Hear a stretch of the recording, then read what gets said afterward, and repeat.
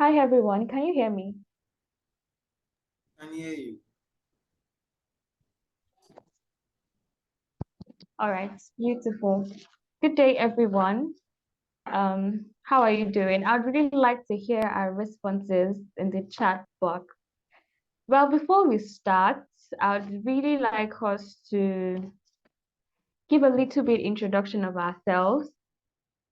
This will enable us to wait for a few persons that are not yet here. So I think we have about 8 persons on this meeting right now. So I'd like to start with Adesina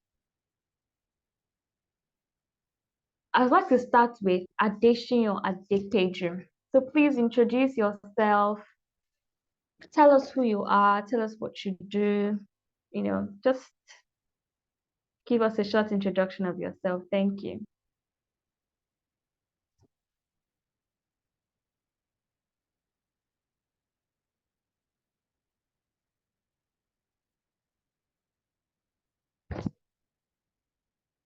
Sorry, is it possible? Can they unmute themselves or you have to do that? I think they can unmute themselves. Oh, okay.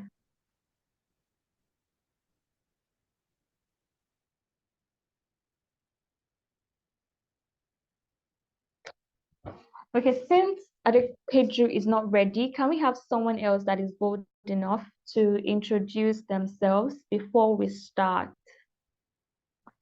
Could we just have someone else that is bold enough? I would like to call names again. We're doing this so we can wait for other people to come up before we actually get started.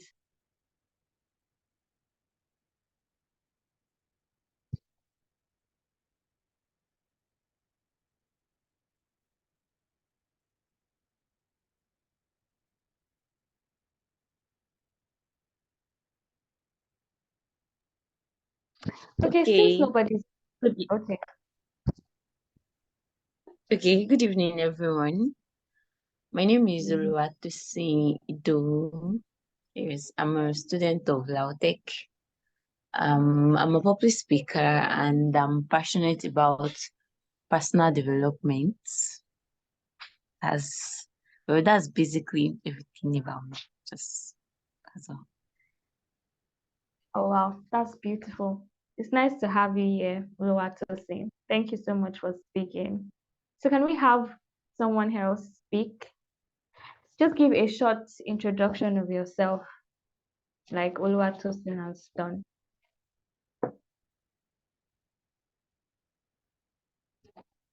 Just one more person.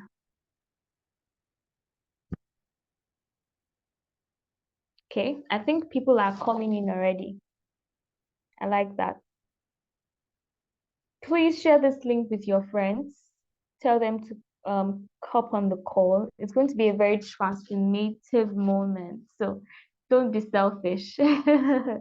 Please share with your friends. Share the flyer and the link right now with your friends. And you can also share on your WhatsApp status. Thank you very much. So I'll just wait for a few persons.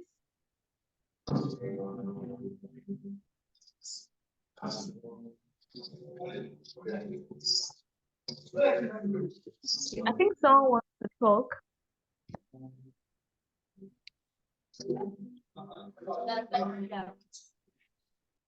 Sorry, Ido Ebenezer, do you want to say something?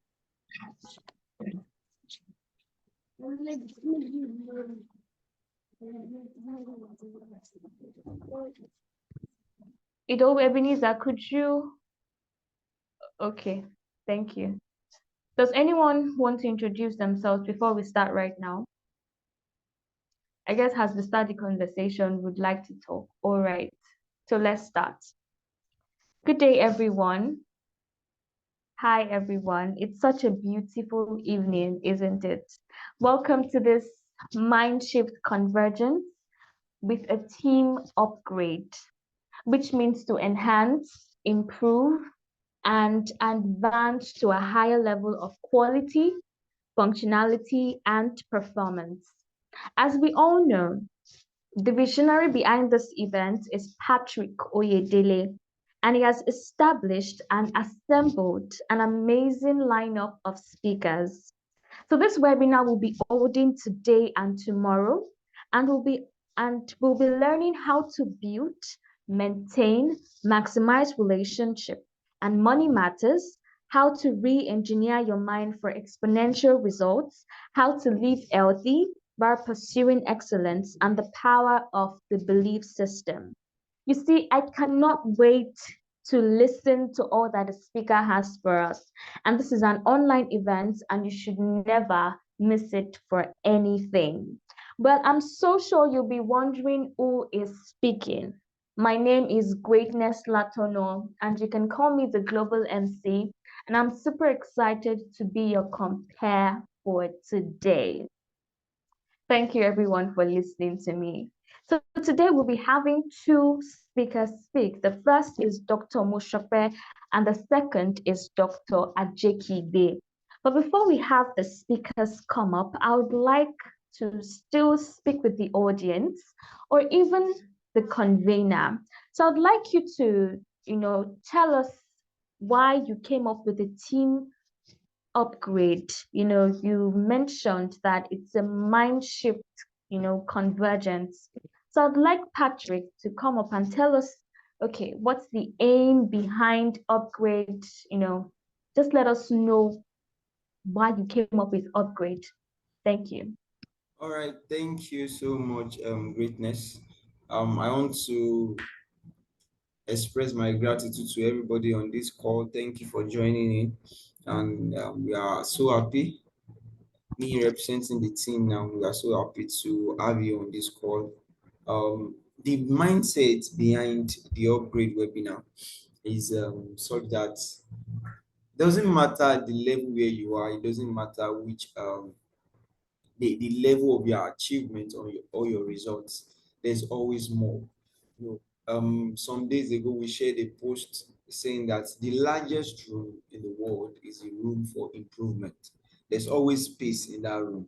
It's not like hotel spaces or event halls where they say few limited slots available.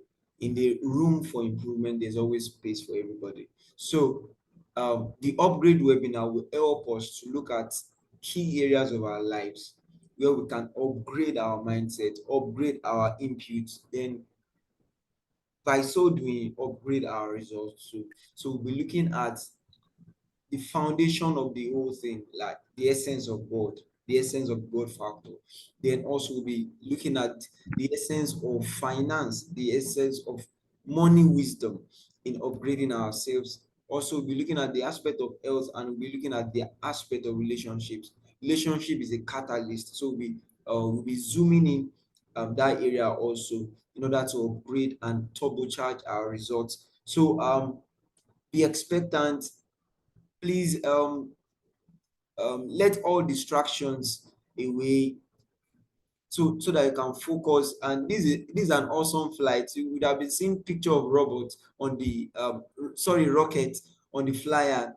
It's saying something. It means you can go up higher, you can beyond where you are now, you can go up higher such that you come out as a better version of yourself, and then you have a better result. So stay tuned, stay connected, do away with all distractions, get your notepads, get your pen, get your writing materials. Tell your friends, tell your loved ones that the upgrade experience has started. They can join us on the flight. Thank you so much. Let's have a good time together.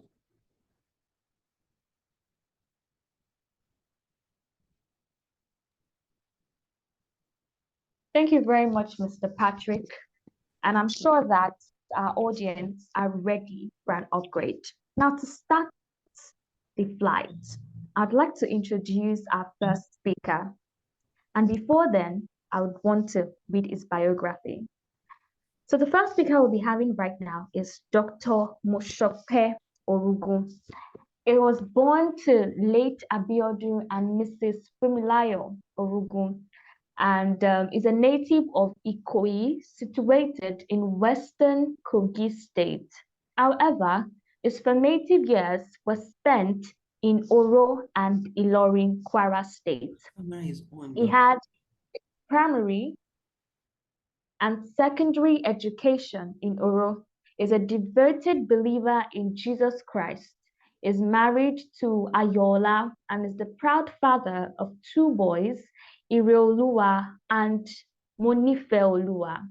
Dr. Mosope graduated from the University of Ilorin and actively served as the library and Bible study secretaries in the Redeemed Christian Fellowship during his time on campus. He completed his housemanship at Kwara State Specialist Hospital. Notably, he served as the state medical coordinator for the Nigerian Christian Corpus Fellowship in 2015 and 2016. During this period, he supervised and attended 8 medical outreaches throughout his youth corp year. Currently, Dr. Mosope is a senior registrar in cardiology at the Internal Medicine Department of Lautech Teaching Hospital, Ogbomoso, Oyo State. Within the hospital, he has served as the Public Relations Officer, General Secretary, and a two-time President of the Association of Resident Doctors. Additionally, he previously held the position of Secretary for the Nigerian Association of Resident Doctors. Dr. Temitope's commitment to professional development is evident through his attendance and paper presentations at various conferences, coupled with his receipt of several awards. Beyond his medical career, he is passionate about advocating for social change and remains a steadfast believer in a prosperous Nigeria. Could you guys actually listen to the biography I just read? I hope you did because, man, that was amazing, really mind blowing. So you can have, a short understanding of who the first speaker is. So right now, I'll be inviting Dr. Mushope, and he's going to be speaking on the topic faith, the essence of the God factor. Hello, Dr. Mushope. Are you on the call, sir? Yes, I am. Can I be You're on the heard? meet. Yes, sir, I can hear you perfectly. Okay, I'm here. Good evening. Good evening, sir. You're welcome, sir. Thank you. Thank you so much. Thank you for the what you read. Thank you. I appreciate so much. I'm simply Mosope Orugun, and I want to welcome everyone to the webinar. I also want to thank the convener of the webinar in person of Patrick for inviting me. And I want to thank the whole audience for coming here. I suppose and I hope that at the end of this session, it would have been worth everyone's while to be present here. Thank you so much. I don't know if my slides can come up.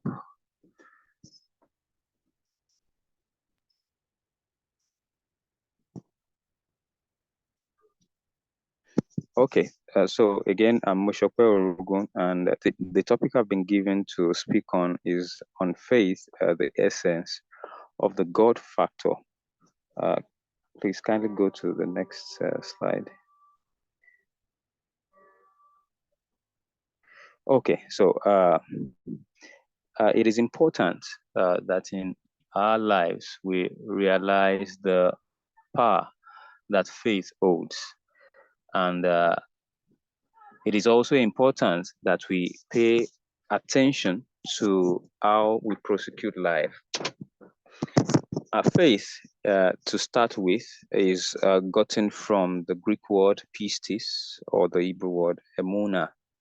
Emuna is also the root word from which amen is gotten, which is emun.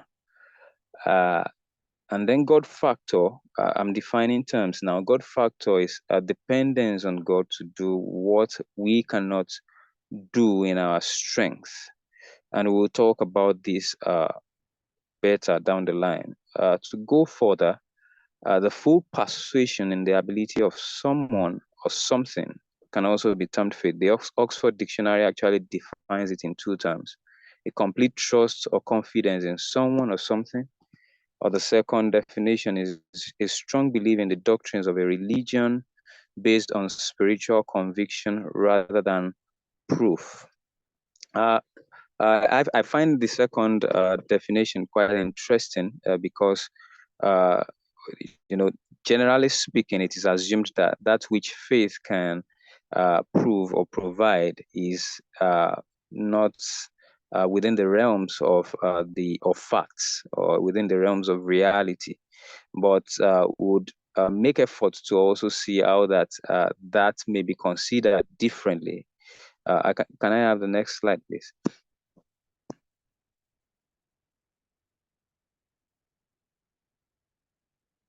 Okay. Since we are talking about faith, I am a Christian, as it has been read in my biography. So I like to bring scriptural definitions to these two.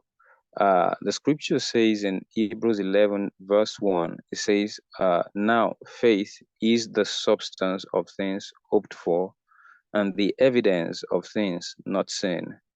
Up until recently, I usually would consider that verse as a faith-based scripture alone. But recently, I started to see it as a very scientific verse. And now, what was said, or what is said in that verse, is that faith can produce the substance of things that are not seen. It also can bring substance to things that that are not material, immaterial things. So faith, if we produce the substance of things that are not presently a reality or presently material, we say that is faith. And the substance to things that can be seen is reality or fact, meaning you can't handle it, you can't prove it, you can hold it, you can palpate it. It is reality. Everyone can see it. You need not faith to see that kind of a thing because it is reality. Now, the evidence of things not visible is also faith, while the evidence of things that are visible is appearance. I mean, you can see the face of someone, you can see the color of cloth, you can see the look on someone's face, you can see the structure of a building. That is the appearance of it. So you need not faith again to behold that. The scriptures have broadened the frontiers here, because if we consider it, it would mean that there can be substance for things that cannot be seen. And essentially, that's what the scripture is saying, that although things that cannot be seen exist, they can be proven to exist. We can prove that something that cannot be seen, that is immaterial, actually exists. But the problem here is that proving things that cannot be seen doesn't seem mystical. I mean, science does that. For instance, you cannot see an atom, yet science believes that there is an atom, believes that there are electrons, believes that there are protons and all of those things that cannot be seen, and that they, at the most fundamental level, make up the constituents of everything that is seen presently. So faith is not any special in that regard, in that it brings proof to things that cannot be seen. I'll bring an allegory to this. I have a friend who once worked in a molecular laboratory, and in that molecular laboratory, they had a screen on which they projected things that the electron microscope would see. And I mean, you'd put maybe a smear of fluid on a slide and then project it, and you would see within the smear of fluid what appears to be clear fluid to the eye. You see quite a number of things that are walking around in the smear of fluid. Why? Because although we could not see those things with our eyes, they are there. And because they are there, they can be proven even by science. So that's science proving things that cannot be seen. So if faith is such a special thing, then it must be something that can be proven, that it differs from science in a manner of speaking. Can you go to the next slide, please?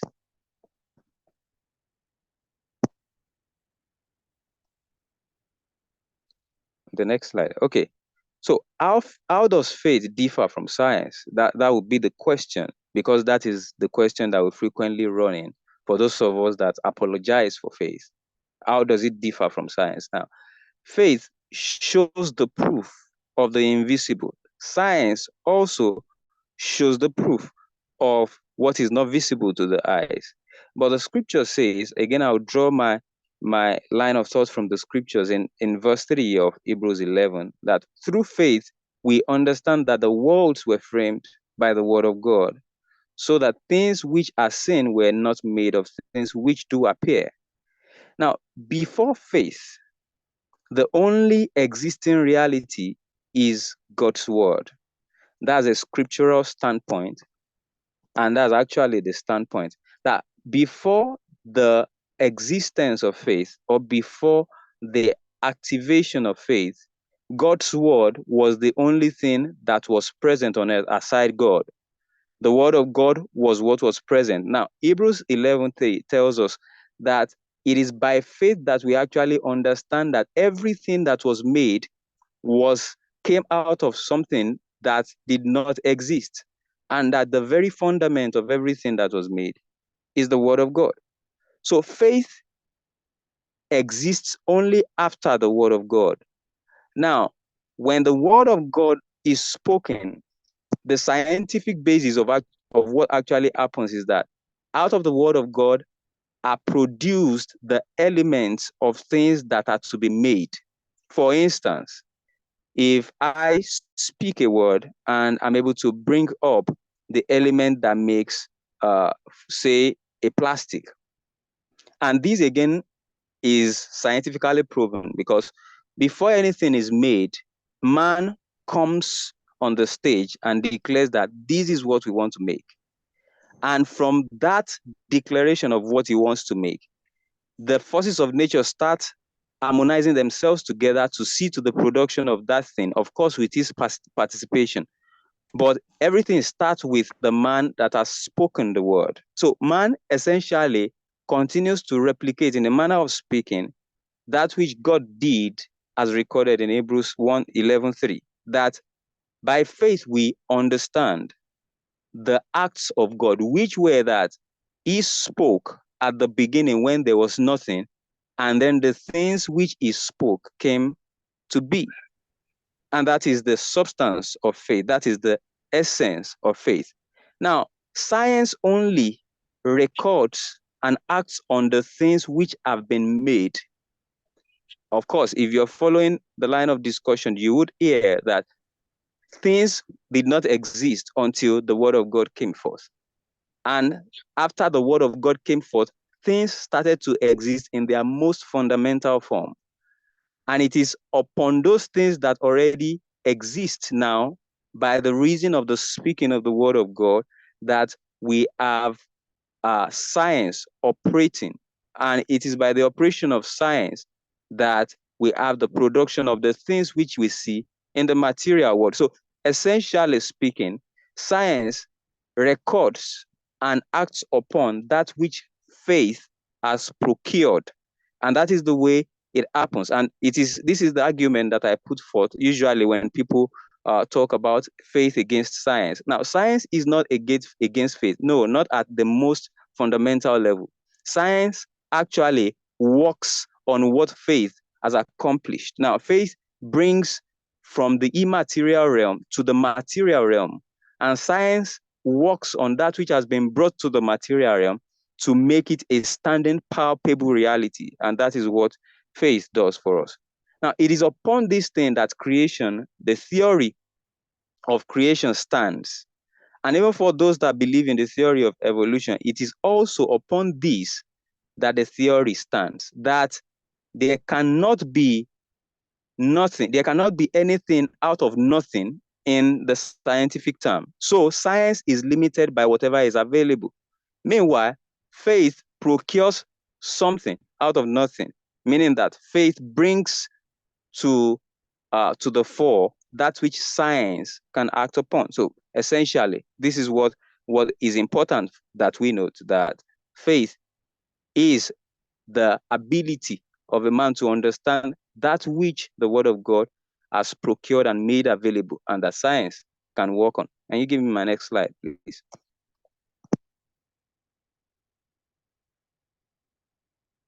Okay, now I like this picture, so I put it here. I like painting this image to citing this example to people. Now, here is the diagram of a lady that has perceived a smell, and by the perception of that smell, is thinking of pizza. Now, this perception of smell is very wonderful. And I will say, I'll talk about what I mean by this. Now, she has perceived the smell, and by the perception of that smell, she is thinking of something. Reason is because right in her life, there has been a time that she came across pizza for the first time, and she perceived the smell of pizza, and possibly subsequently perceived and saw pizza, and then was able to associate the smell to the reality. That's what was standing before her. And so when she goes around, pizza doesn't have to be physically present with her every time. She can always tell if she's perceiving the smell of pizza, whether present or someone has passed with pizza beside her. She can tell that this is pizza, or someone that has eaten pizza has been here. Now, faith works in much the same way. Now, here's how faith works. We believe in something or someone. And the scripture says that it is the substance of things hoped for, the evidence of things not seen. The best way to say this is, I have a car, and it's a salon car, and it's red in color, or wine in color. Now, I may have promised Patrick that I'm coming to visit him, and I'm saying I'm coming by, say, 8. And when he sees that it's 8 already, and I'm not within his room, I'm not inside his room, so he goes outside to say, is anything happening? Is he around? Is he standing somewhere? So he doesn't see me, but he sees my car. Now, in seeing my car, because he knows the kind of car I drive and the color of it, in seeing my car, although having not seen me, he can tell that I am around. Now, the fact that essentially is what Hebrews 11:1 was trying to say, that we can produce the proof of things not seen by the reason of faith. Meaning that although he has not seen me, he knows the tokens that I have, the things that are associated with me, and he knows that the car usually goes everywhere I go. And having seen the car, it is like a down payment of my presence, that I am now around. Although you cannot see me with your eyes, you can know that I am around. And Patrick can go inside his room and talk to his roommate and say, Mosope is around now. And he says, I can't see him. He says, but his car is outside.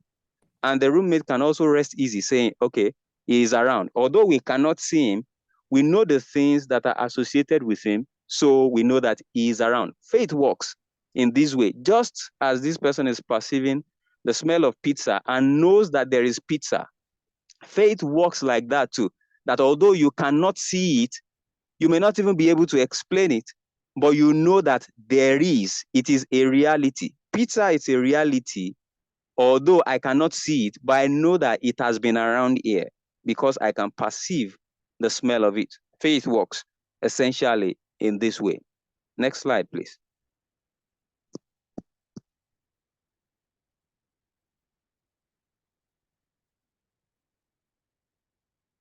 Okay, so about God factor. I like quoting this passage. It says, having therefore obtained help of God, I continue unto this day, witnessing both to small and great, saying none other things than those which the prophets and Moses did say should come. Having obtained help of God is my line that I want to pick. Now, when everyone progresses We progress with a common strength. But it's like running in a marathon. Everyone tires out nearly at the same time because they are professional athletes. But when everybody is tired, the person that will take the crown needs to find a strength that every average person cannot find at that time to push ahead of every other person in order to win that crown. That essentially is what we call the factor. Now, the factor is the advantage that a man has when everyone has journeyed in a common strength, the advantage that he is able to bring forth to get a different result or to reach destination. That's the advantage. That's called the factor. Now, I've cited an example here of what the factor is. Consider that we are raising 2 to the power of 4, or 2 by a factor of 4. It gives us 16. But if you multiply the same 2 by 4, it gives us 8. We have achieved 2 different results because we have factored in 1. We have raised 1 by a power of 4, while we have multiplied 1, we have created 1 in 4 places. Advantage. So it helps us to go far above and beyond that which every other person can do in the common strength that is available. That's what we call the factor. Now, to the God factor, it essentially means, in the strictest term, can you give me my next slide? In the strictest term, it means that which only the presence of God or the help of God can accomplish in or for a man. That which only God can accomplish in or for a man. Now, what essentially does the God factor mean, and how does it relate to faith? Now, faith always streams toward God.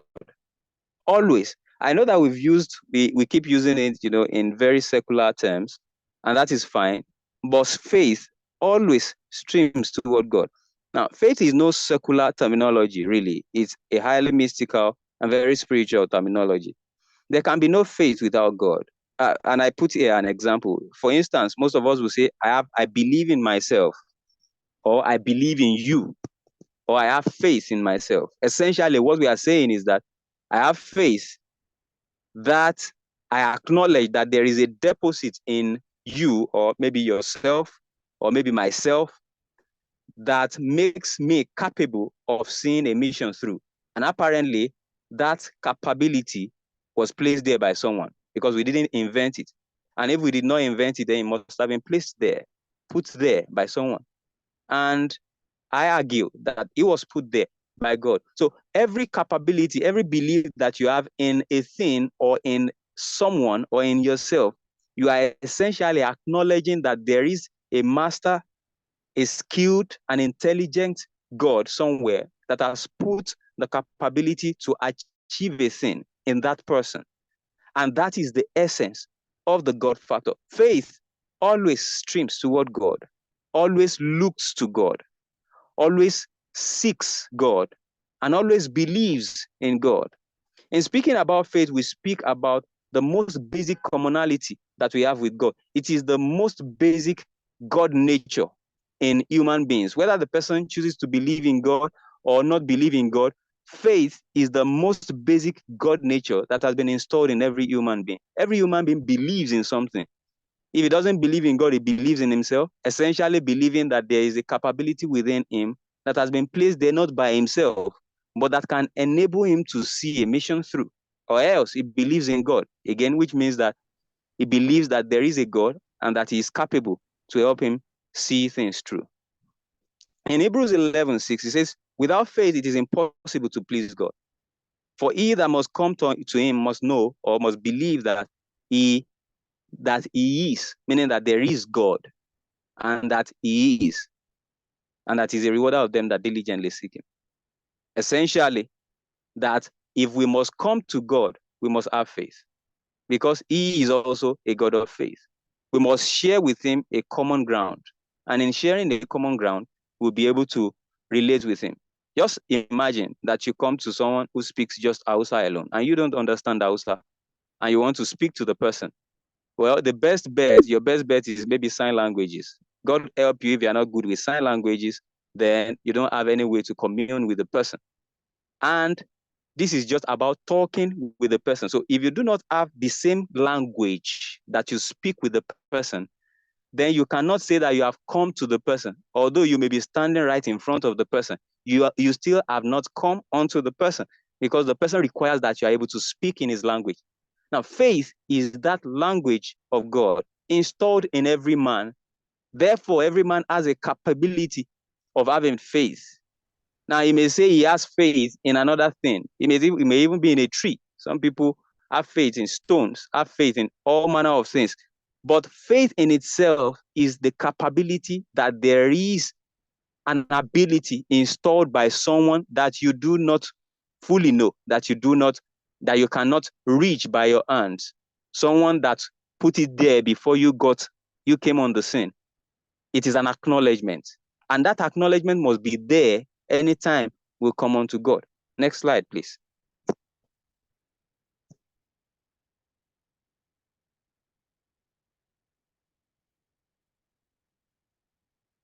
Next slide, please.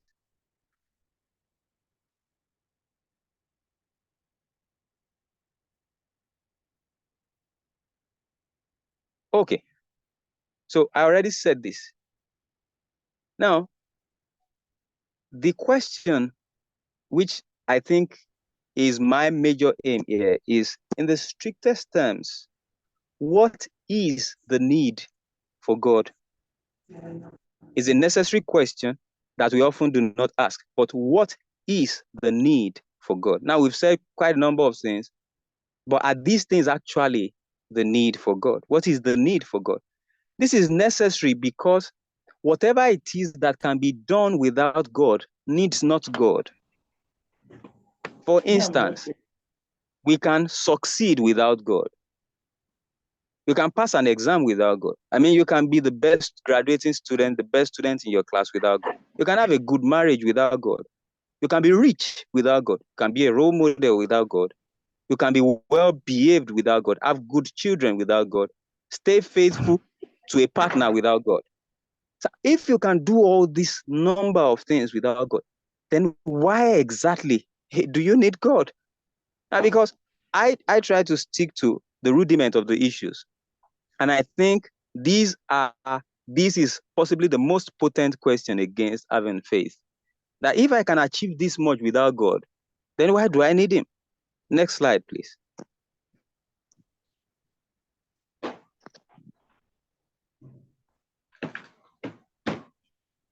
Okay. Now, to answer the question, I would first have to acknowledge and have people acknowledge the Godship of Jesus Christ. Now, by the scriptures, Jesus is God.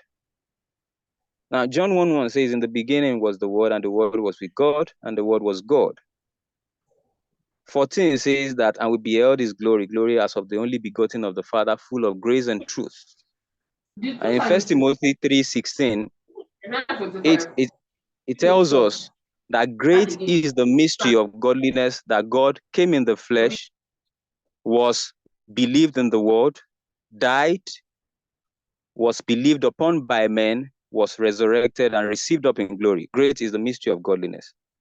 So if Jesus is God, then let's consider what he said, because since he is God, then he should be able to talk about himself or the triune God. Now, Jesus said that without me, you can do nothing. Very cardinal in John 15. It says, without me, it says, I am the vine and ye are the branches.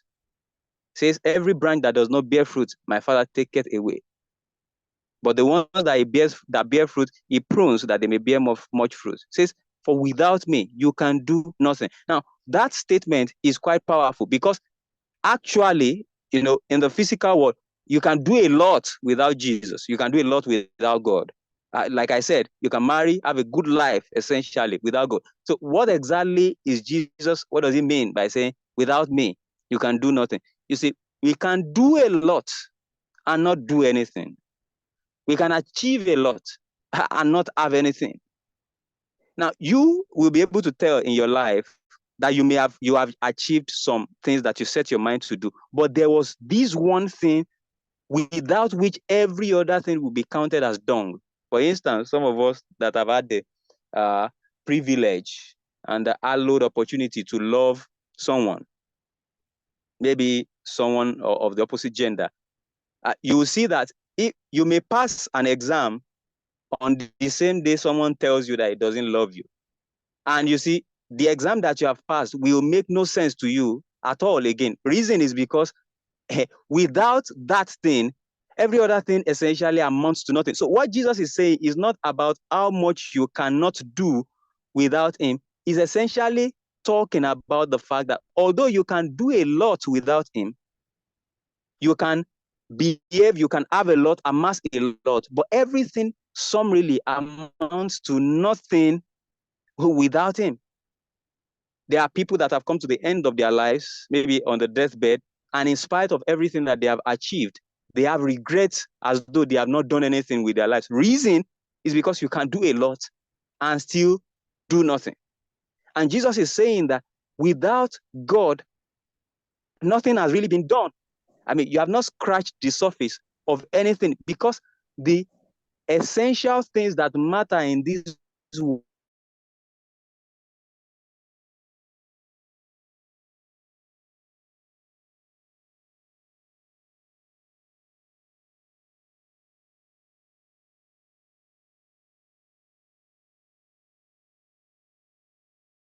seen stories of people that have came from families where the dad was busy, mom was busy, they were carrying.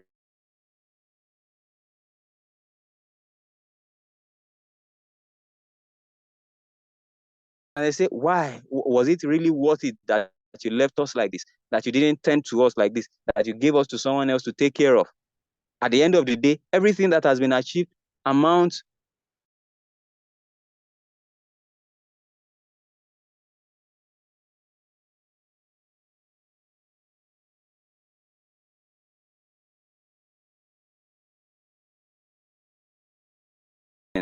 of God. I am someone that is very curious. And really, instead of doing everything by my own strength, I would love to really test how powerful God is. Now, if God is all powerful, imagine what you can do with an all powerful being. Imagine what you can do partnering with an all powerful being. I would love to try that. If it's just like partnering with someone that has so much money than you, and you're in a business that needs money, and the person has so much. I mean, the worth of that business is the net worth of the person that has the most, or say the combination of what you both have. But you may not have more than 5% of the whole thing that everybody has, that the two of you have. The other person has 95. And you will be working with very high shoulders. Reason is because the other person has all it takes. I mean, I would rather have someone that has all it takes on my side. So God's omnipotence should be a reason why we should seek the God factor. Because without that, we are not omnipotent. At times we are not even potent. If God is omnipotent, then we should long to partner with him to see that which he can achieve with his might. That is, it's called all powerful. Now, the third thing is about immortality. And I say this, and I will say that as my last point before I conclude. I usually would say that if one wants a legacy that lasts beyond his lifetime, then he must attach himself to something that will live beyond his lifetime. If you want an eternal legacy, you must attach yourself to an eternal being. You cannot leave a legacy more than your lifespan if you have not attached it to something that will outlast you. Now, if God is eternal and you seek to have an eternal legacy, it makes sense that you attach it to him, because he won't die. You are the one that will die, and you will leave the face of the earth. You will leave the stage. Now, if you want to be relevant for all of age, then you should seek to partner with the person that will not die. He will see to it that your relevance is maintained. Because we ask people, why do you name your children Abraham or Isaac or Jacob or David? It's not because you like them. It is because they've done something that makes that name to appeal to you. And the reason you got to know of what they did is because they attached their purpose to the eternal being. If not, they lived 2,000 years, more than 4,000 years before you came. There are very few things that last 4,000 years, even in the memory, even on earth. So it is important, since there is immortality in him, everything that we want to outlast our lifetime must be attached to the one that is immortal. Next slide as I conclude.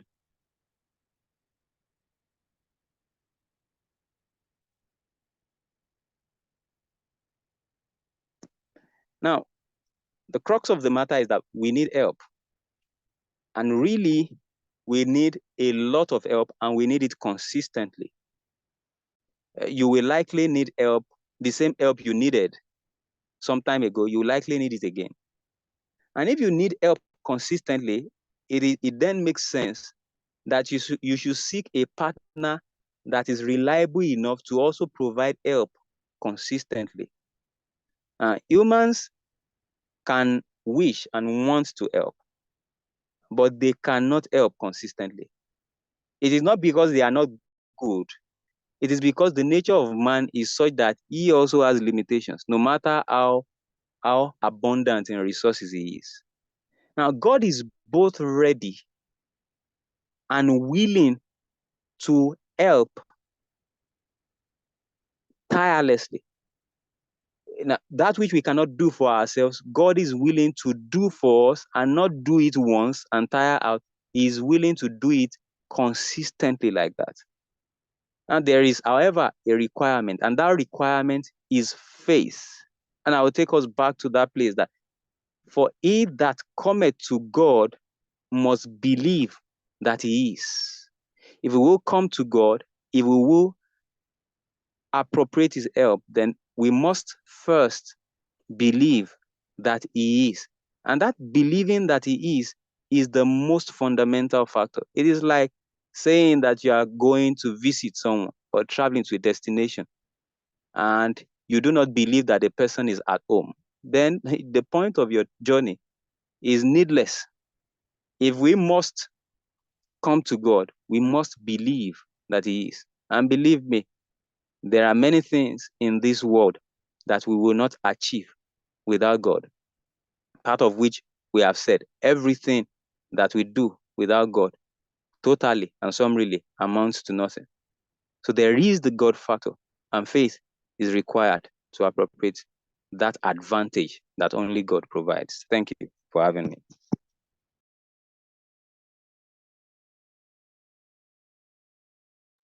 Wow, that was so amazing. Thank you so much for coming, sir. We really do appreciate it. And I believe that everybody that listened to you right now caught something and caught value, because I did. Thank you so much, sir, and God bless you. I don't know if any of us have questions to ask Dr. Mosope. It would be very lovely if you could ask him some questions. And if you do not have questions, I would like to just call on few persons to talk about things that stood out for you. So you have the avenue to ask your questions right now. Please let us do that.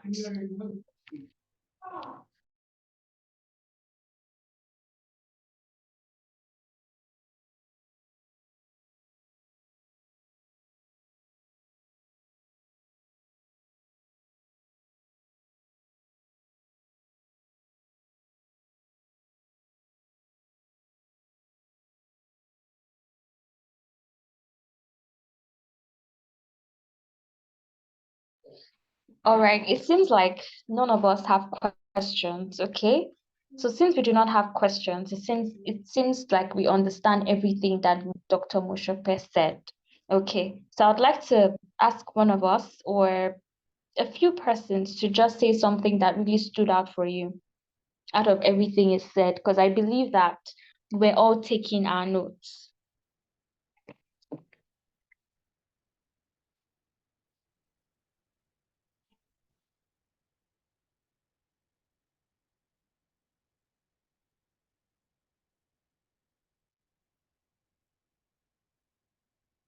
Okay, can we have Mr. Shegun Abraham? Can we have Mr. Shegun Abraham? Could you tell us what you learned? Anything that stood out for you in a session? Yeah, thank you very much. Good evening. Although I joined very late, one of the things that stood out for me in this program was the fact that there's this reaffirmation of who God is in our endeavor. That is the author of everything, the factor of God Himself, the God factor. And a particular statement that stood out for me, which I even noted, was that if you want to have an eternal relevance, you have to stay connected to an eternal being. So for now, that's what I've been able to gain. Thank you. Thank you very much. That's a fantastic one. Thank you very much for listening. Okay, I'd like to have one more person or two more persons, if possible. Could we have Oluwatosin Ido? I think she introduced herself earlier. So I'd like to hear you speak once again.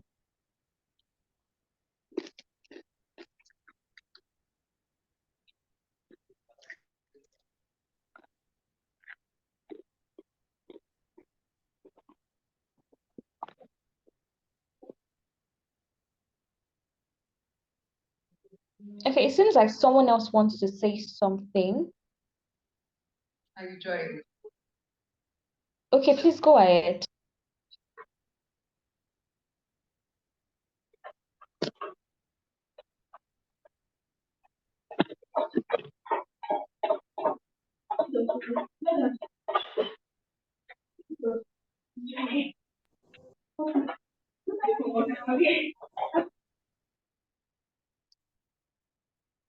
Okay, I think she just joined the call and her mic was on. I'd like to still have someone else say something. Okay, could we have Adesina or Adepeju? I hope I pronounced that right.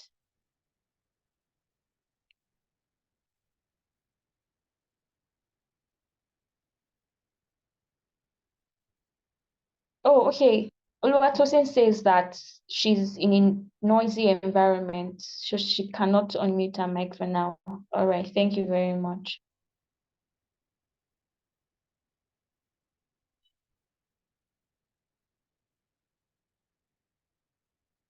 Can we have you, Adesina Adepeju? We'd like to hear what you learned from Dr. Mosope's session.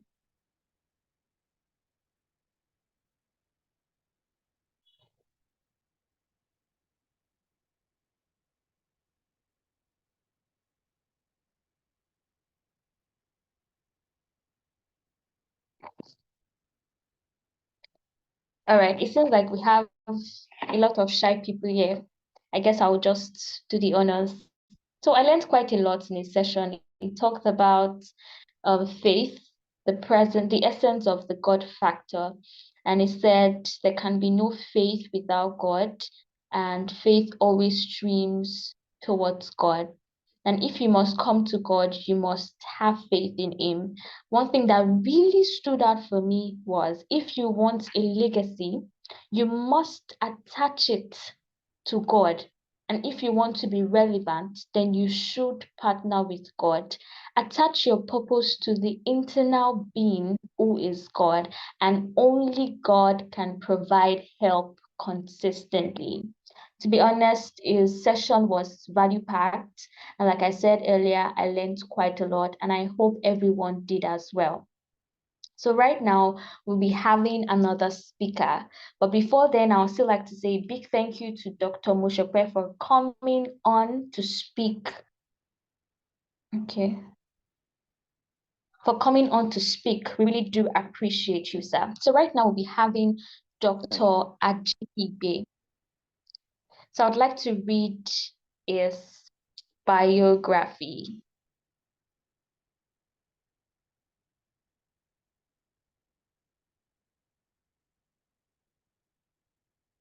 So please give me a minute.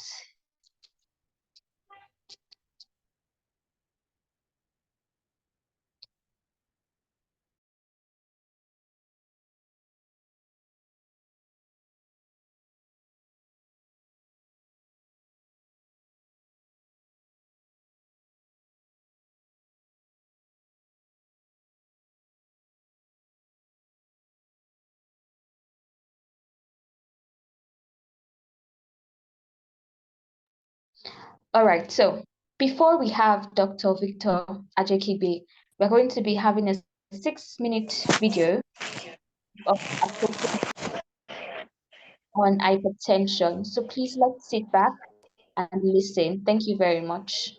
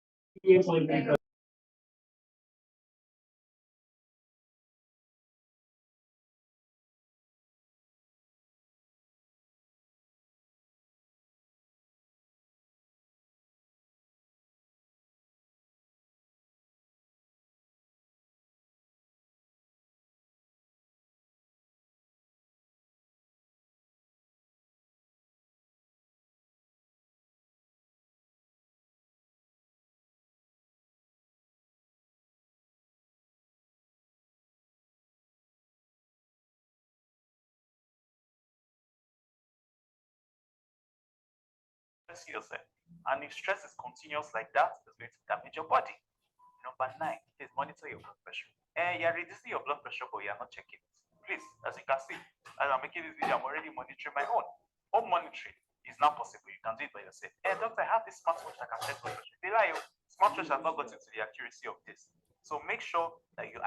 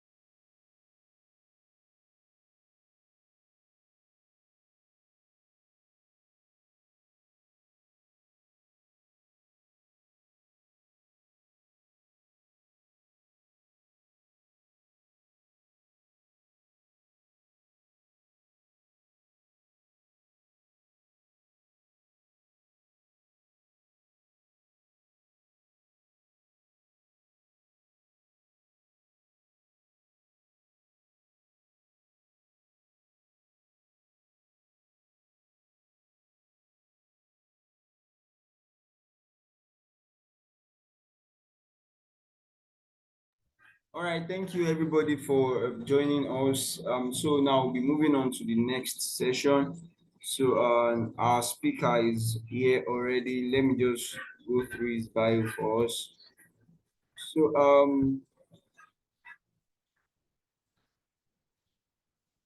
Ajekiigbe Victor is a medical doctor, a prolific freelance copywriter, a resume and CV writer, a marketer, and an expert salesperson.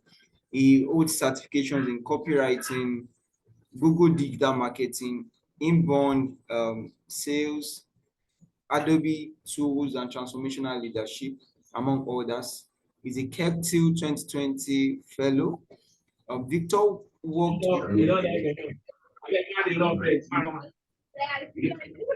Sorry.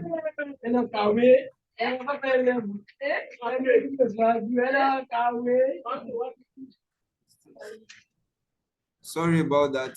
Victor worked remotely at Jumia as a sales consultant and brand ambassador for 3 years. He's the CEO and founder of Caris Group, a Nigerian-based business firm established in 2021. Caris Group is a partner store with Konga, Nigeria, and specializes in the sales of medical equipment and accessories. Um, Victor trained at Ladoke Akintola University of Technology and currently practices medicine in Nigeria as a medical officer. He is deeply fascinated by values, skillfulness, competence, and quality relationships with an unbending quest for excellence. He's the author of the first short synopsis of is the first author of the first synopsis of public health, which is the light to public health, and among many others, he has authored quite a number of books too that we would like you to get.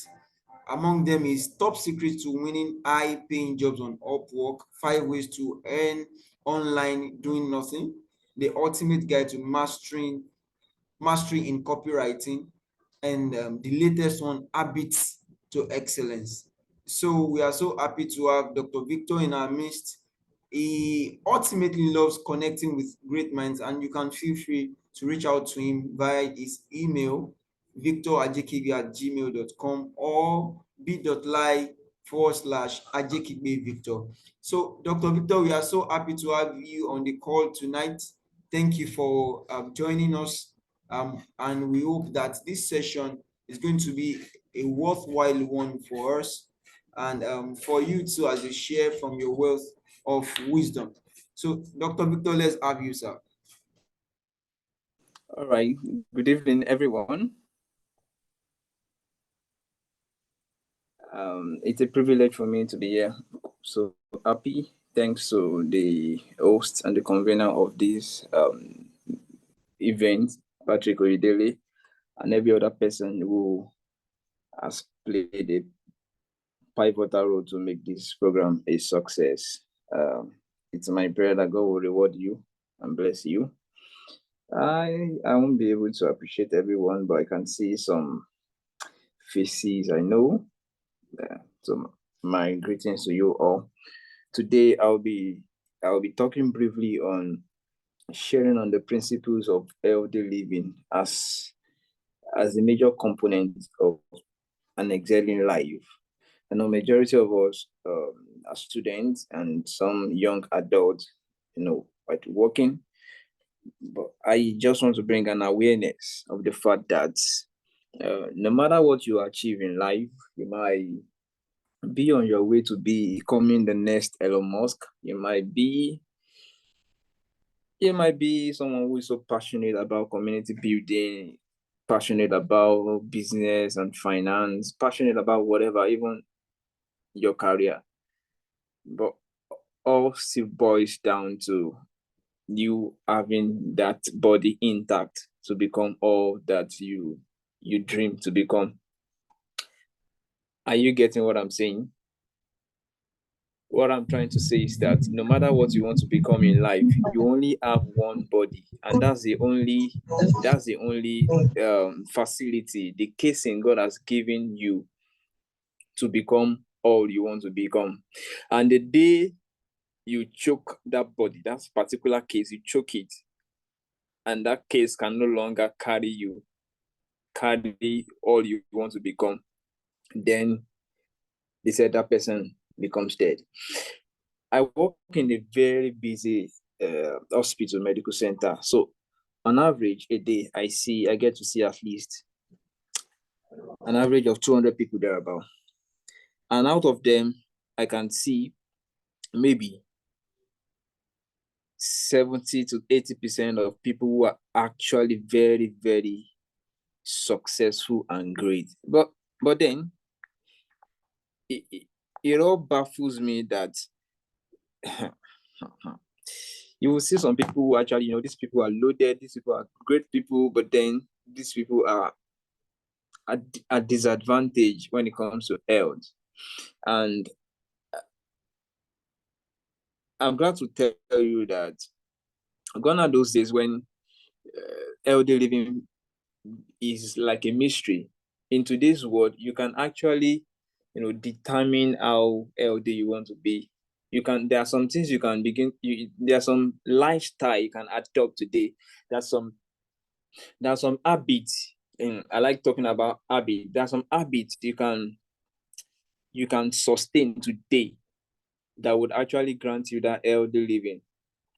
So today it will be a brief one. So I want to share with you just 3 slides.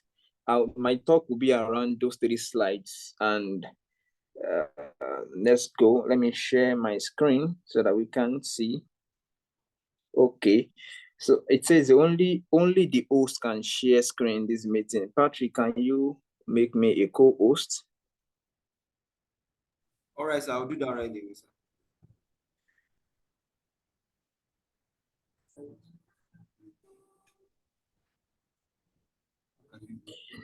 Okay. I'm talking about this. I want to say this as an example of the fact that you can actually decide that you want to live long. You can decide based on some things you begin to do from today. My grandma, one of the amazing people I love to talk about today, my grandma is still 85 years old, and she's still driving herself around town, not using a walking stick, not using a glasses, eyesight as clear as that of a baby, no hypertension, no diabetes, nothing, no arthritis, no back pain, nothing. At 85, speaking Queen's English, driving herself around. It was a decision she made when she was young. And you too today can make that decision. It will put a little bit of stress and burden on you, but my dear, if you can sustain that decision for a long time, you can confidently say that you are walking the path of an healthy existence. So I have 3 slides for you today, and that's where I want to start from. Okay.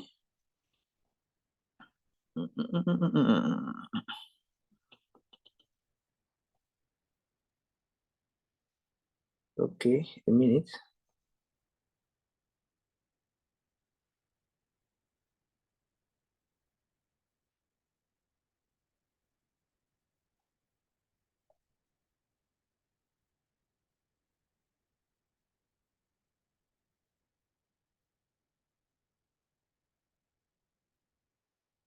So I'll be talking about the principles of healthy living as a major function, of decision, which I call a major component of an exciting life. So I have about 8 principles I would share with you guys, and that will be all for tonight.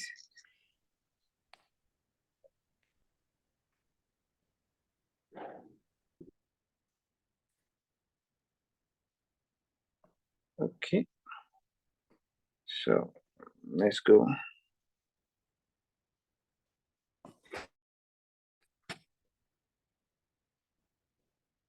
Okay.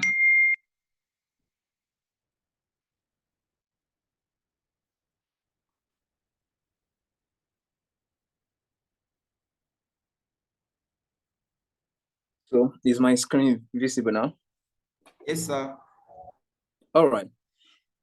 So I want to talk about the principle of quality health, how to stay healthy and fit. It was Jim Rohn, the philosopher, that said that take care of your body.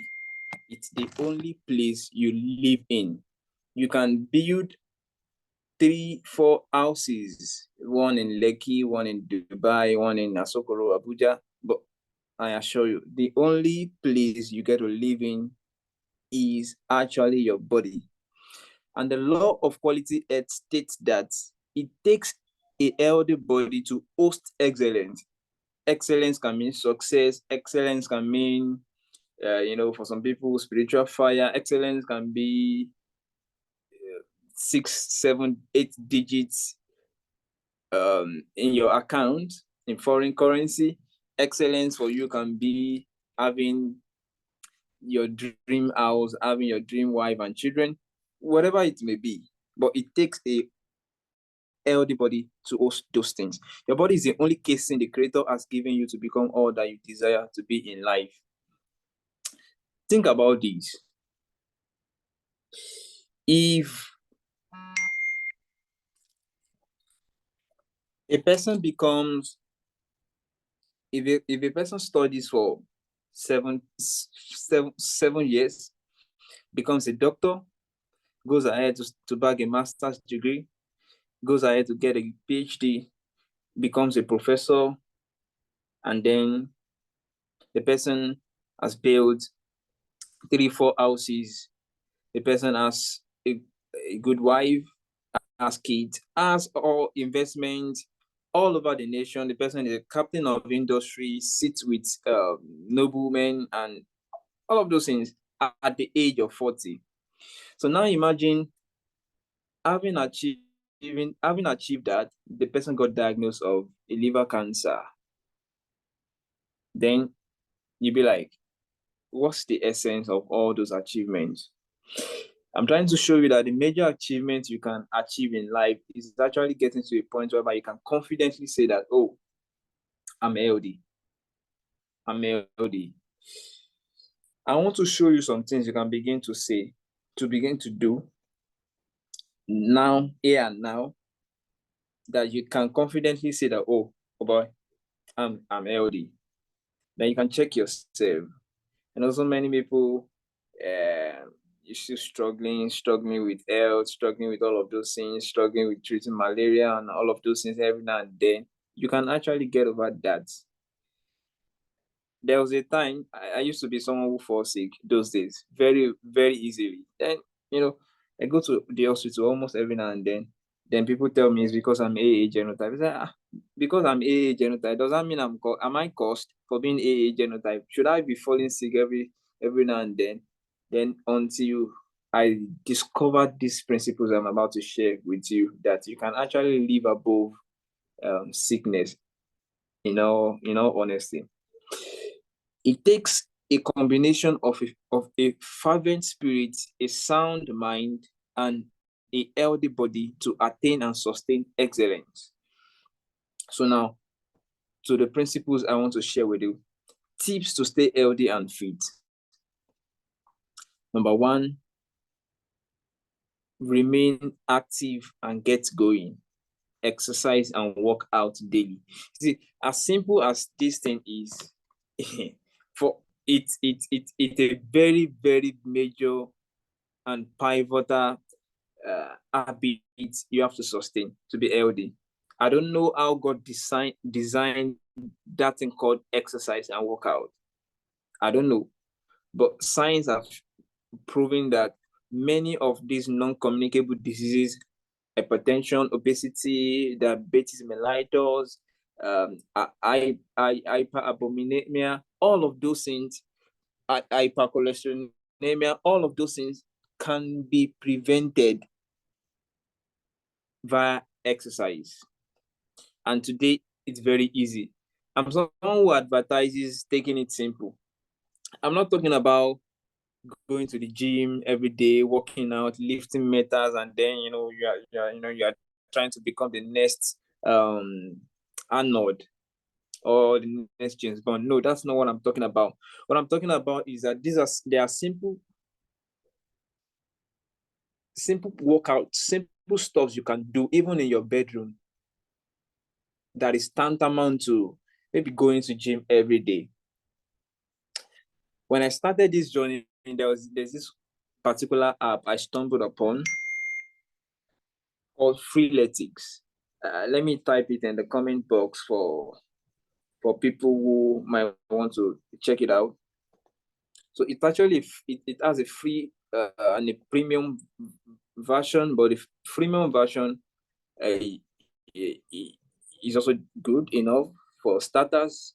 You can get a lot of exercise on it. You can do at the corner of your bedroom every day. So what I do is that you set goals. Okay, I want to do 2-3 push-ups in every morning, and that's okay.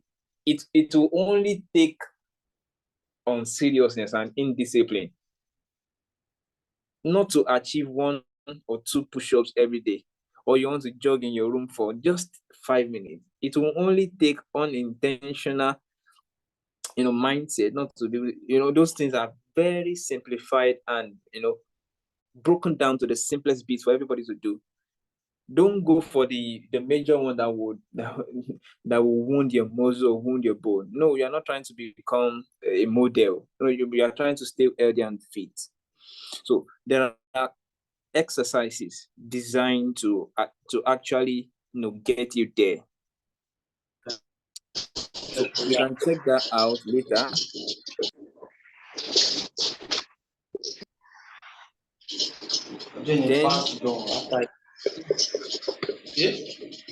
Then having done that, if you have the opportunity to, I want everyone to check that app on your app store, whether you're using iOS or Android. You can check it and go and sign up, begin to use it today. Set a goal for yourself. Okay, that every morning, this is what I want to do. I want to work out every day, and you are going to achieve it, in all honesty. So that's the first thing, exercise. The second thing is a diet. Most times, I found out in my practice as a medical doctor that most of the illnesses we treat people for in my clinic, most of them are actually as part of their management. They have one thing or the other that has to do with hypertension, that has to do with exercise. If someone comes with a diagnosis of hypertension and you tell the person go and exercise, eat good diet. Someone comes with diabetes, eat a good diet, exercise. Someone is obese, eat good diet and exercise. Then I begin to wonder, what mystery lies in this exercise, as it were. Let me show you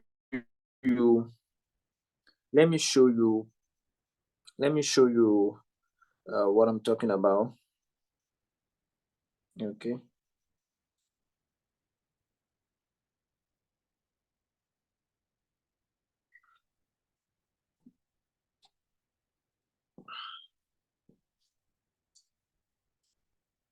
Okay. I'm trying to show you a screenshot of the app I'm talking about, so that you don't get the wrong one online. Okay.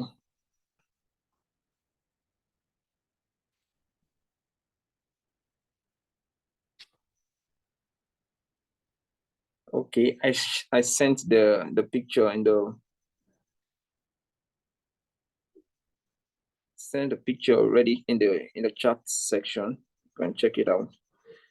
So that's what the app looks like. Then the next thing is eat balanced diet. Balanced diet is a food mixture that is low in fat, moderate sugar diet, and has a lot of fruits, vegetable, and whole grain. Don't be like one of my friends that every day, if this guy has 1,000 naira, this guy will buy bread for 700 naira and buy Coke for 250 naira, that's 950. And the person would keep the remaining 15 naira. You see, in all honesty, you look at that guy, and the guy will think, with my little 1,000 naira, I've enjoyed myself. No, in all honesty, you've not eaten anything. You woke up in the day, you load yourself with just rice, spag, noodles, cornflakes. You've not eaten anything, in all sincerity. Or maybe you felt like you took amala, you took whatever. You've not eaten anything, honestly, because you've just loaded yourself with starch, just energy.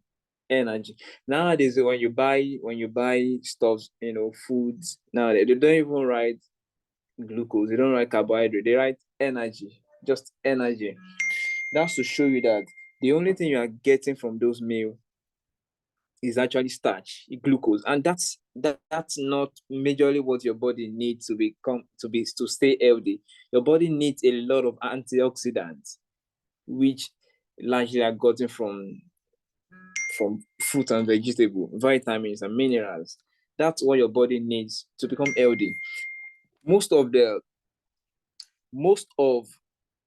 medications we take are actually derived from fruits, vegetable, herbs, and all of those things. That means if you can eat a lot of these natural products, you become healthy. Using my grandma as an example, one of her lifestyle that I see and I love so much is that she takes only organic stuff. How many people can do that? How many people can go without soda? How many people can stay without Coke, Fanta, Five Alive, Chivita? No, those are, in all honesty, those things are good, but those things are not doing us any good. They just give us energy, nothing else. But when you take more of organic product, organic fruits, organic food, once in a while, if I thought you want to take any refined product, any fruit juice or whatever, any preserved product, maybe once in a while, but largely organic. Never go a day without taking fruits, and most times vegetable. Once you make that habit, you are on your way to living healthy. Make it an habit. Part of what you want to do, habit one now. Habit one, exercise. Maybe 10 to 15 minutes every morning. Then habit two, fruit every day. It doesn't cost so much. When you get out of your street, down the street, you see all these malam that sells fruit. You can buy as cheap as 400 naira, 500 naira fruits every day, and you'll be fine. Don't spend 1,000 naira, 1,500, 2,000 naira on food, and that food just can only give you starch and glucose. You've not eaten anything. You've only you've only restored your depleted energy balance and nothing else. No antioxidants, no immunity added to your body.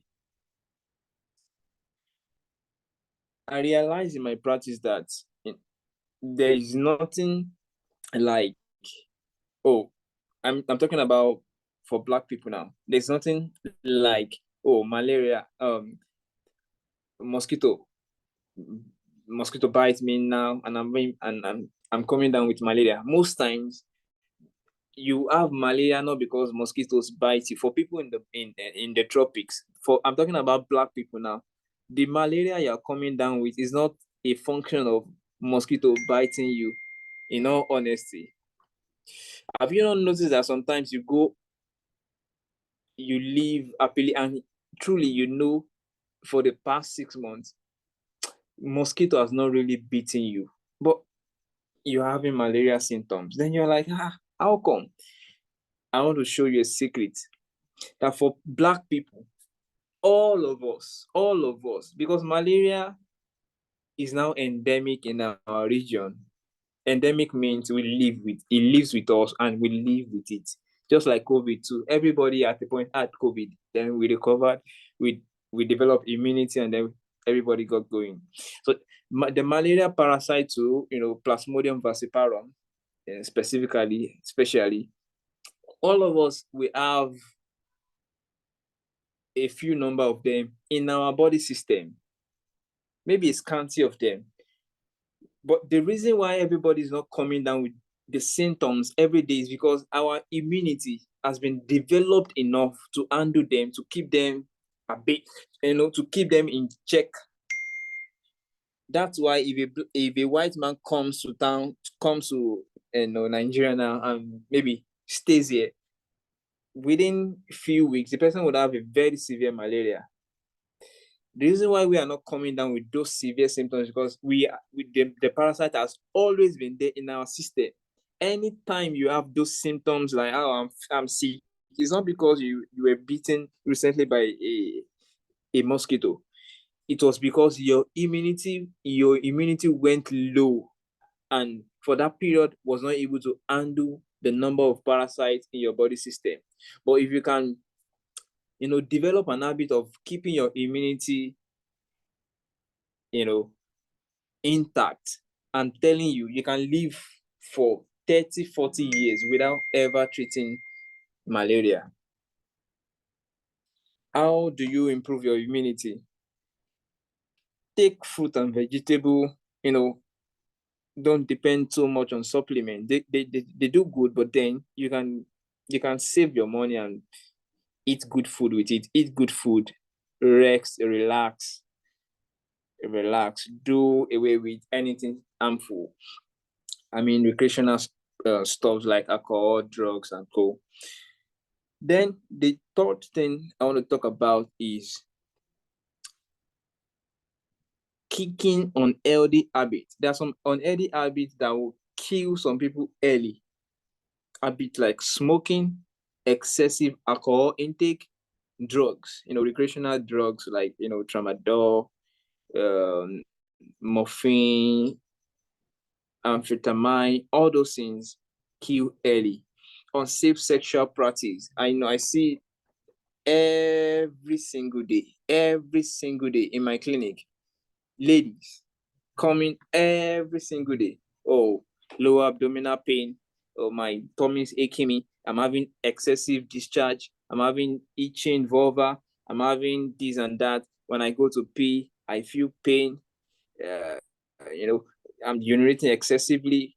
Or majority of them from unprotected sex. Many of them. So these are unhealthy habits that can actually make people unhealthy. I tell people, you can do two things with your money. You can either stay healthy, invest your money, and use that money to take good care of your body, eat good fruits, eat good diets, and all of those things. And you can also use it to treat sickness. You choose the one you want. For me, I've chosen that I want to use my money to eat good food, take fruit and vegetable, invest, bless people, and not treat sickness. It's a choice. The fourth thing is reduce and manage your stress wisely. At this point, you have to make the decision. You have to make the decision that, although I'm living a stressful life, I'm busy, especially for students. Most times we don't really pay attention to all of these things. We only focus on passing exams and becoming graduates. We don't think of eating fruit and vegetable. We don't think of, I want to work out, I want to exercise. We don't even have stress management programs for ourselves. We just go around and allow life happens to us. And when sickness comes in, we are looking for one drug to use. When it shouldn't be. You should determine how healthy you want to be. There was a time in my life that, I was currently getting sick, and even though I was a medical I was a medical student in my final year, and that particular day, I went to see my consultant, gastroenterologist, and she said, "Oh, there's a particular to stay LDO. There's a particular drug she's going to place me on. There's a particular drug I'm going to be taking every single day." I said, no, that's not for me. I'm not going to live like that. So I left that room, and I began to research on how to live LD, practices I can imbibe to live LD. Then I came about all of these things. And sincerity, since I started practicing all of this, and I'm teaching you. I'm not teaching you cunningly devised fables. These are real life real life situation and experiences I'm sharing with you. I'm a medical doctor, and I have integrity. I'm not going to lie to you.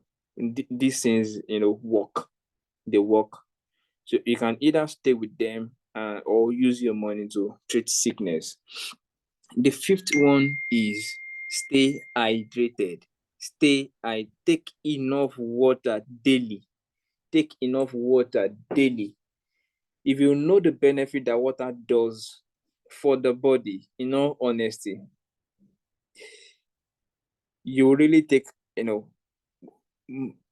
choose water over soft drink. You choose water over coffee, over any of these things. Water does a lot of good in the body. I don't have time to begin to talk to you about the health benefit of taking water. There's a lot of them.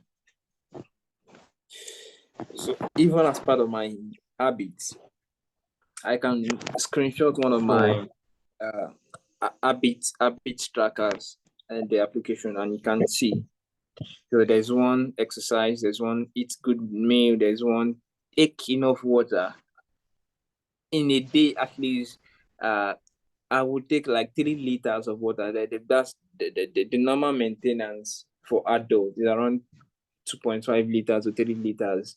And if you've not taken as much as 2.5 liters in a day, then you are not doing your body good. Your body is being bereaved of enough fluid.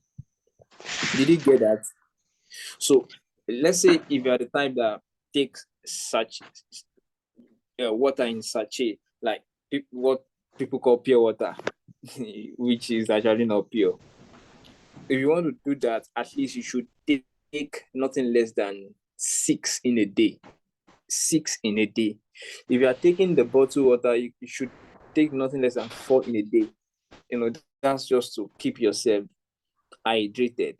Then your body system, your kidneys are being flushed with that level of fluid.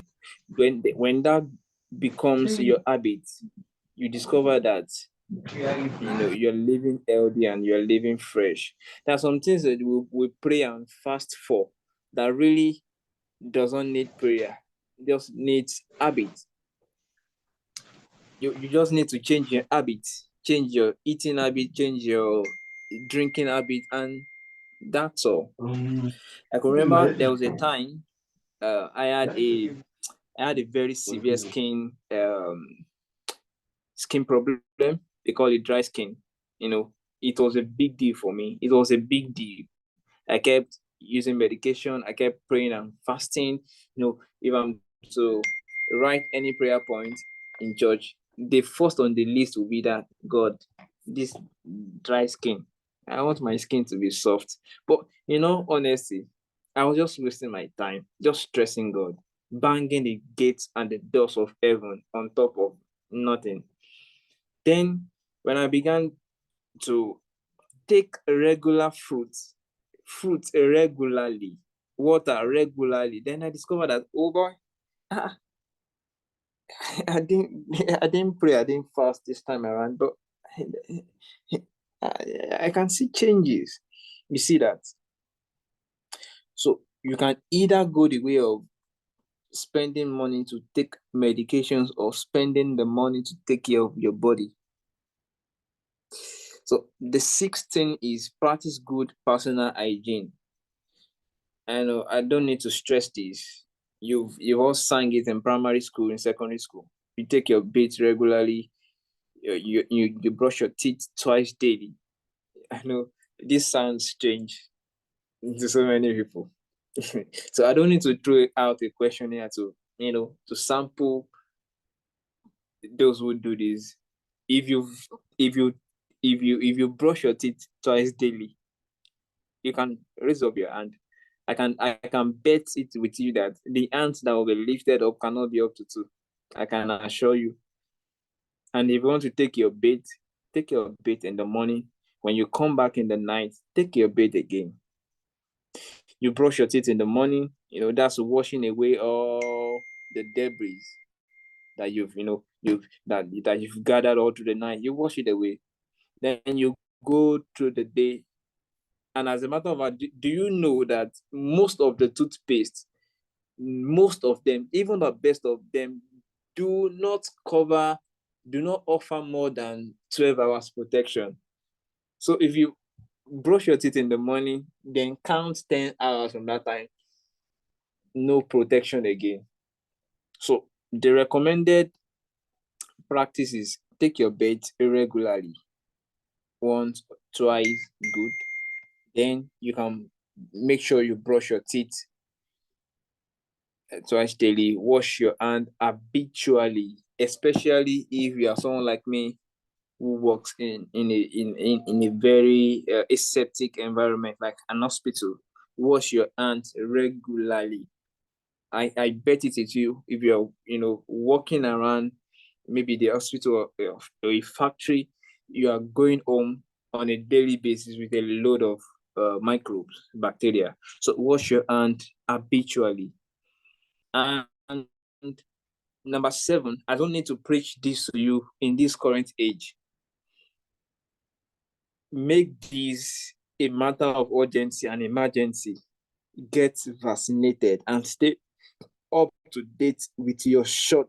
This is not an advice for doctors or medical students or veterinaries or anyone. Everybody, get yourself vaccinated. Get yourself vaccinated. About 2 weeks ago, someone came to me in my workplace and said, "Doctor, I'm educated. I did my random checkup. I did my test, and they saw that hepatitis C was positive for me."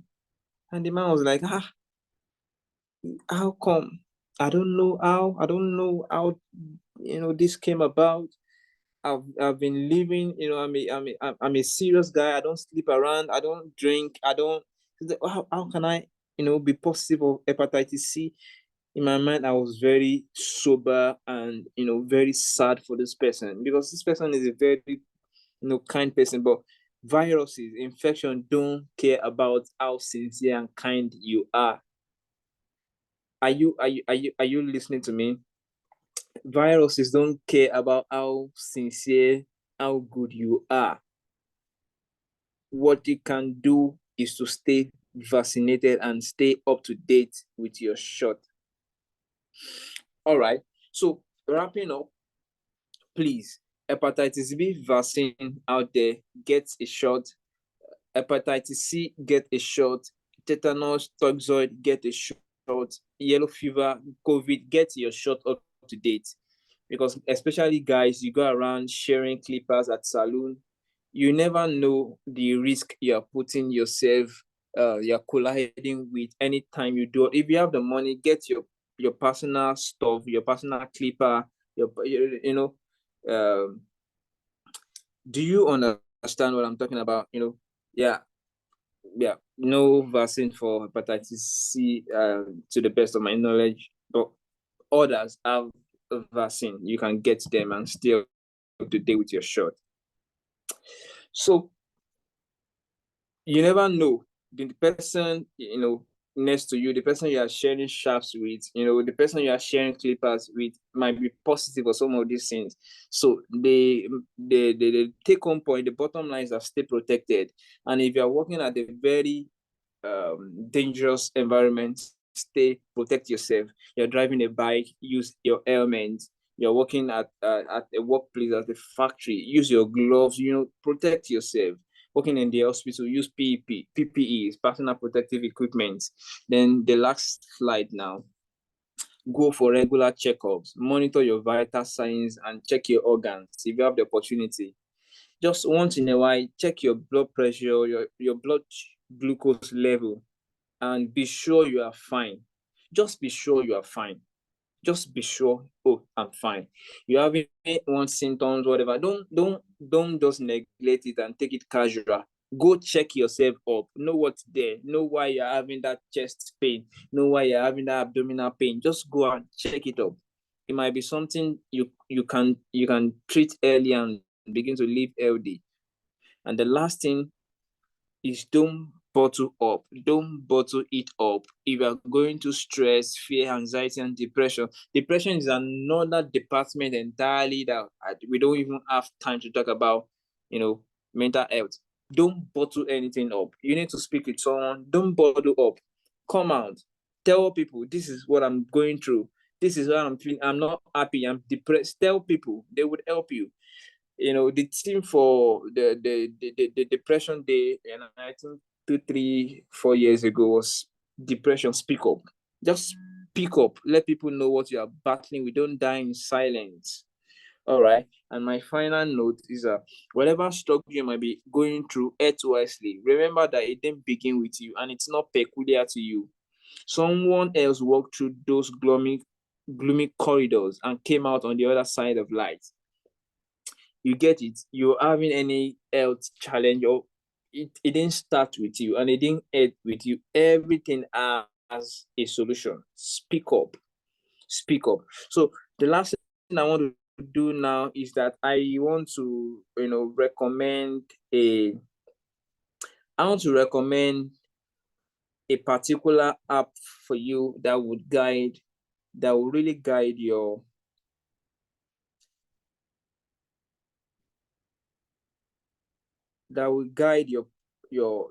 practice of these things. So I shared the picture already in the chat section. You can get it. So please don't live life casual. Be intentional about your health. Be intentional about what you eat, what you drink. Be intentional about your workout life. As from today, as a take-home point, there are 6 major things I want you to begin to do. As from today, make the decision that you want to exercise on a daily basis. Make the decision that you want to eat healthy. If you eat a meal and it doesn't have an element of it won't be balanced all the time, but make sure it has an element of that thing called balanced diet. Eat fruit and vegetable, fiber rich diet. Then that's the habit 2. Make sure you don't indulge in anything harmful like alcohol, drugs, cocaine, loud, Arizona, Colorado, black mamba. Avoid those things and make sure you learn how to manage your stress wisely. Then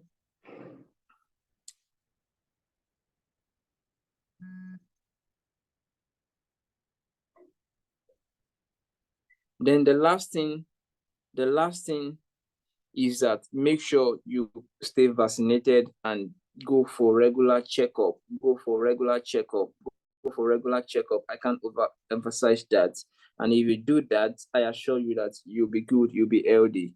So that will be all for tonight. Hopefully tomorrow I will get to share with you some more on health. Thank you so much for having me. It's my desire that everyone will live healthy and stay intact, bodily intact, by the grace of God. That will be all for tonight. Thank you so much, sir. We are so grateful. So can I have some people on this call to just share what they've learned from what Dr. Victor has shared with us?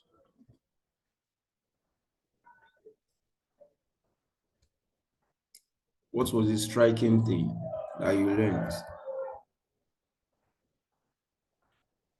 All right, I think there's Sir Dr. Victor, sir. All right, I'm with you. There's a question in the chat box. Somebody's asking about what about pediatrics age group 2 years old having parents with hepatitis B virus? Well, gone are those days that you that the son or the daughter bears the sin of the parents. That's in the olden nowadays. It's only ignorance that will make congenital vertical transmission possible. There are vaccine immunoglobulin today that you can give a newborn baby, and the baby would actually not have hepatitis or HIV. Not vaccine this time around. The baby gets the immunoglobulin, that's the direct antibody, and the baby also gets the vaccine together. And you can be sure that the baby will not test positive for hepatitis. So the vaccine has to be given at the same day, give it to the mother is positive for hepatitis B, you give it to the baby is called exposed baby, exposed infant of an hepatitis B positive mother. Then the baby gets the immunoglobulin the same day and also get the vaccine on the same day. And the baby will not test positive. So that's that. The second question is about play store exercise. Are they safe for pregnant patients? Pregnant women are not patients though. Yeah, you can call them individuals, clients. They are not patients. They are not sick. Pregnancy is a physiological state, so it's not a sickness state. So many of them complain of not having exercise due to pregnancy.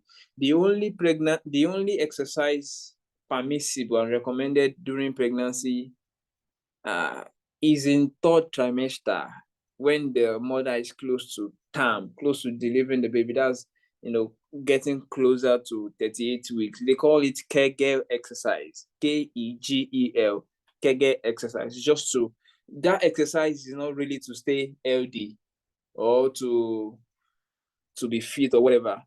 That exercise is basically to strengthen the pelvic muscles, the pelvic wall, just to aid easy and safe delivery.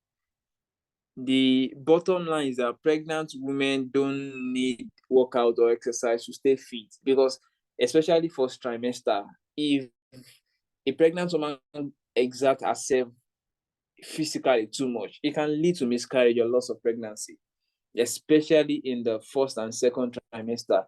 The only time mild exercise is permissible is third trimester, when the pregnant woman is close to delivery. And that exercise is called Kegel exercise, not lifting weight, not push up, not jogging. Is a specially designed exercise for pregnant women. Another form of exercise. So that's the take-home point. Anyway, okay. According to the lady, she was not aware. We noticed it at 6 weeks. Oh, 6 weeks. That might be too late, because by 6 weeks the baby would have been breastfed for 2 weeks, and there is greater risk of transmission at that age. 6 weeks is a long time. It's a long time for hepatitis B exposed infants. So, but the baby should go. The baby should go for a check. If the baby is still negative for the virus, then the immunoglobulin can still be given. But in all honesty, the best period to give it is a bet, and that's all. I don't know. I think there's no other question for me. Yes, sir. All right. Do So you have if anybody who there wants is no, to ask any other question before we call it a night? All right, no question. So thank you so much everyone for joining Oh this. yeah, thank you so much, sir, for this section, and thank you for being so practical. Thank you, Mr. Adira. Thank you for joining us on this call. So this will be drawing the curtain for tonight's session. We're going to continue tomorrow by 6:50 p.m. So the room opens by 6:50 p.m. So the same link through which you joined tonight's session is the same link we are going to use for tomorrow. So it's the same link. So let's share the link with our loved ones, our friends, family, colleagues, mentees, mentors, proteges, so that they can also benefit from the things we learned from this session. So, and secondly, the video recording for this webinar will be made available on YouTube from this weekend. The YouTube channel is simply my name, Patrick Oyedele on YouTube. That's the YouTube name. So and also if you have any feedback for us, you can do well to share them with us. We'd like to hear from you. We'd like to hear from you and have you share your thoughts. So so if you have feedbacks or inquiries, if you want to meet any of our speakers tonight, if you want to connect with them, just reach out to me. And also, the recordings of this session will be made available on YouTube at Patrick Oyedele. So do have a nice night and enjoy your weekend as well. Thank you, everybody.